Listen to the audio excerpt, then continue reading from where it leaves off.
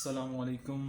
तो आज एक नई वीडियो के साथ हाजिर हैं हम आपकी खिदमत में। तो क्योंकि जैसा कि आपको पता है कि इंग्लिश इंटरनेशनल लैंग्वेज और दूसरा तकरीबन हर फील्ड में इंग्लिश की ज़रूरत पड़ती है आजकल। तो पाकिस्तान में या इंडिया में यहाँ पर भी अगर जॉब वगैरह भी करनी है तो आपको इंग्लिश फ्लुएंट होनी चाहिए, आपको बोलनी आनी चाहिए।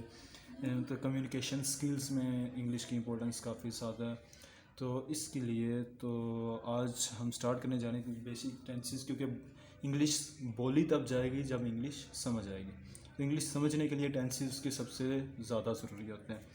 तो सबसे पहले हम सबसे बेसिक सेंटेंस जो टेंस हैं उसके प्रेजेंट इंडेफिनिट उससे स्टार्ट कर रहे हैं। प्रेजेंट इंडेफिनिट उर्दू में पहचान वगैरह, तो अगर आप कहें तो लिख देता हूँ उर्दू में पहचान।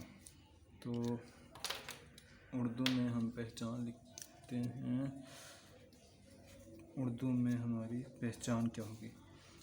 तो उर्दू में इसकी पहचान होती है ता है, ठीक है, ती है, ते हैं वगैरह, ठीक है।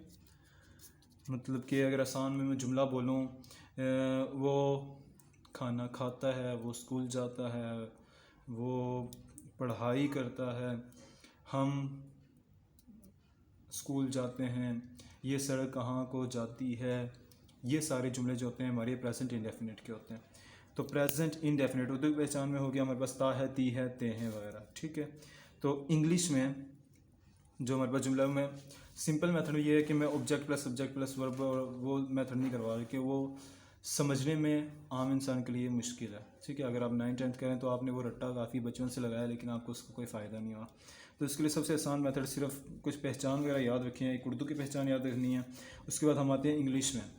इंग्लिश में इसमें क्या होता है, इंग्लिश में जो वर्ब है हमारे पास, वर्ब आपको अंदाज़ा होगा वर्ब क्या होता है। तो उसकी जो है फर्स्ट फॉर्म आती है हमारे पास, वर्ब की first form. Present indefinite tense में वर्ब की फर्स्ट फॉर्म यूज़ होती है और इसके साथ हमारे पास आता है एस या ई एस।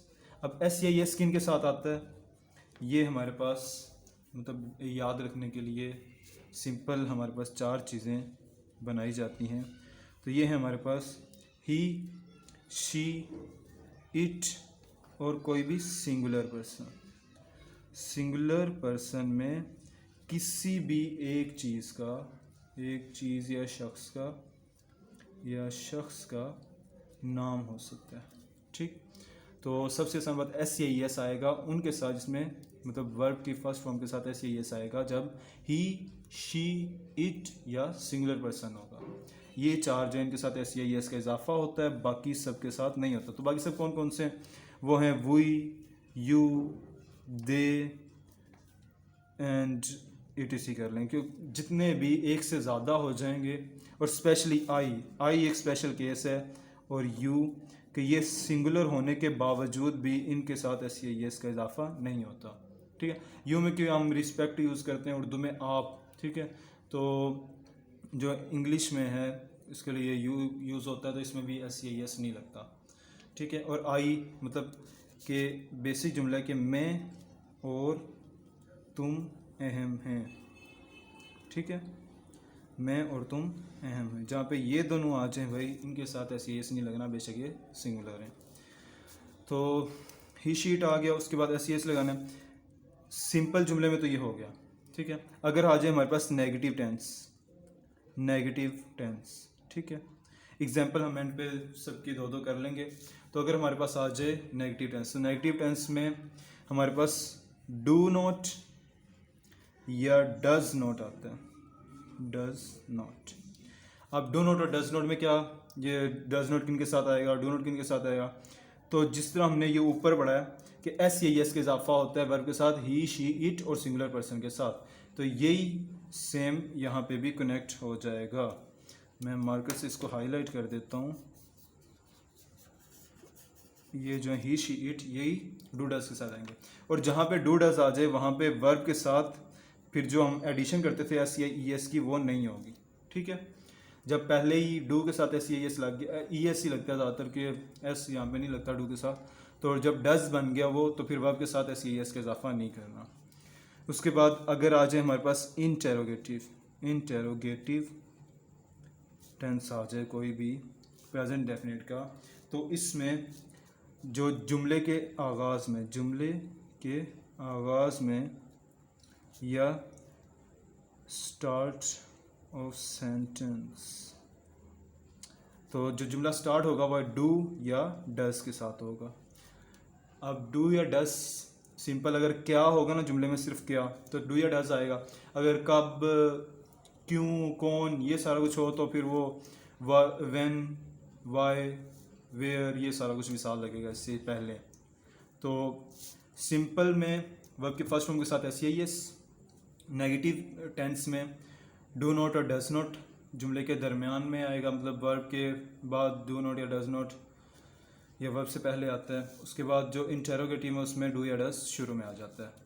तो ये है सिंपल हमारा present indefinite tense. Present definite के टेंस का यूज़ किया डेली लैंग्वेज में, जितने भी हम जुमले जो इस वक्त मौजूदा वक्त के लिए बोल रहे होते हैं सारे प्रेजेंट डेफिनेट में आते हैं। जिस तरह ये सड़क कहाँ को जाती है, हम अक्सर पूछते हैं लोगों को कि ये सड़क कहाँ को जाती है, ठीक है। तो अगर आप किसी फॉरेन कंट्री में जाने के इत्फाक हो और आपने पूछना हो कि सड़क कहाँ को जाती है, तो आपको इंग्लिश में ही पूछना पड़ेगा कि where does this road leads to, ठीक है।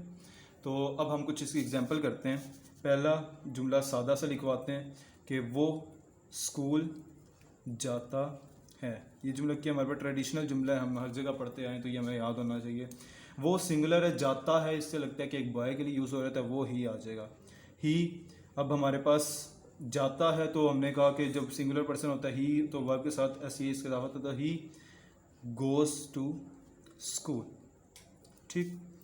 उसके बाद ये सड़क कहाँ जाती है, ठीक है, क्वेश्चन जुमला।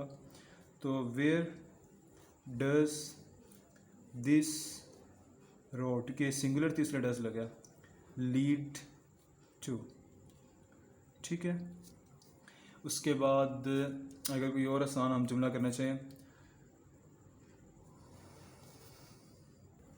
ओके सो अगला जुमला लिखते हैं, वो खाना खाती है। इसका इंग्लिश में अब खाती है तो शी होगा, शी ईट्स फूड। मैं स्कूल जाता हूँ, ये कर लेते हैं कि सिंपल जुमला मैंने मैं समझाने के लिए करना है, तो वो मैं स्कूल जाता हूँ। आई, अब इसके साथ गोज़ नहीं आएगा, ठीक है, आई गो टू स्कूल। इस तरह के सिंपल सेंटेंसेस आप प्रैक्टिस कर सकते हैं, इंटरनेट से आपको मिल जाएंगे। बेसिक मेथड आपने याद रखना है कि जब सिंगुलर होगा, ये हमारे पास पर्सन या ही शी इट होगा, तो हमारे पास वर्ब के साथ फर्स्ट फॉर्म के साथ एस या एस का इजाफा होगा। अगर एक से ज़्यादा होंगे तो एस या एस का इजाफा नहीं होगा। नेगेटिव में डू नॉट और डज नॉट का यूज़ होता है।